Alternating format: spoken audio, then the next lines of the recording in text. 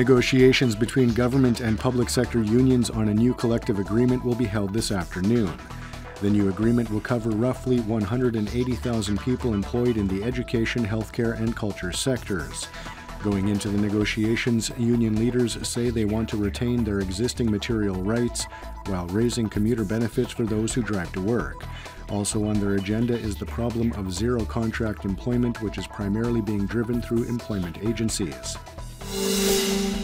Government officials are pleased with the European Commission's winter forecast, in which it raised its projection for Croatia's economic growth from 2.8% of GDP to 3.1%, giving it the sixth strongest rate of growth among EU member states.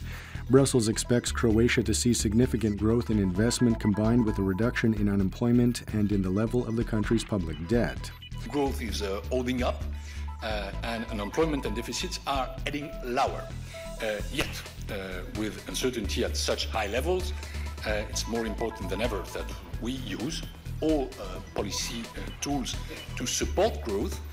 Above all, we must ensure that its benefits are felt in all parts of the euro area and all segments of society.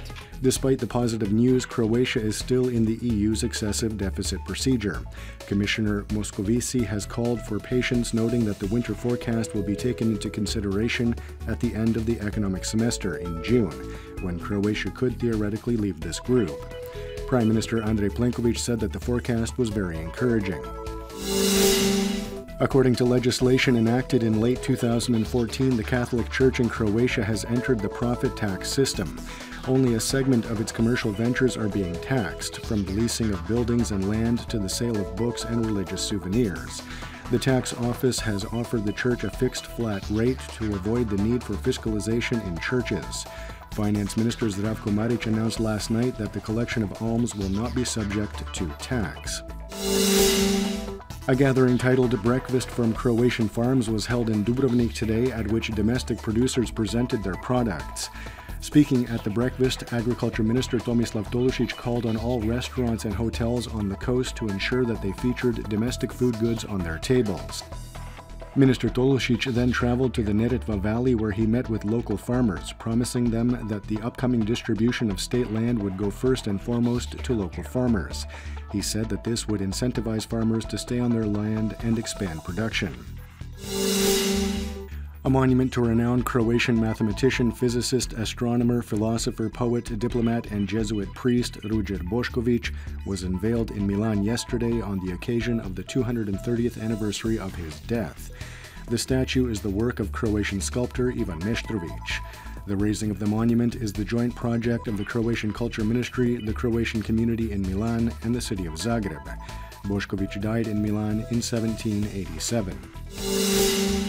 In NBA basketball, Dario Saric continued with his excellent play for the Philadelphia 76ers, leading his team to a 105-99 win over the Charlotte Hornets, with 18 points and 11 rebounds. Bojan Bogdanović had a solid night for the Brooklyn Nets, netting 11 points in his team's 112-103 loss to the Memphis Grizzlies. Mario Hezonja added 11 points in Orlando's 116-107 win over the Miami Heat. And now the forecast for the remainder of the day. Predominantly sunny, especially on the coast and in mountainous regions, while low-lying inland areas could see some fog and low-lying cloud cover. Northeasterly winds will begin to die down, however, they will still be strong at the foot of the Velebit mountain. Highs will be between 1 to 6 degrees Celsius inland, 11 to 14 on the coast. The 3-day forecast for the interior calls for relatively stable weather with morning fog in low-lying areas. Friday could see some cloud cover accompanied by isolated showers. Predominantly sunny on the coast with some fog and cloud cover expected on Friday.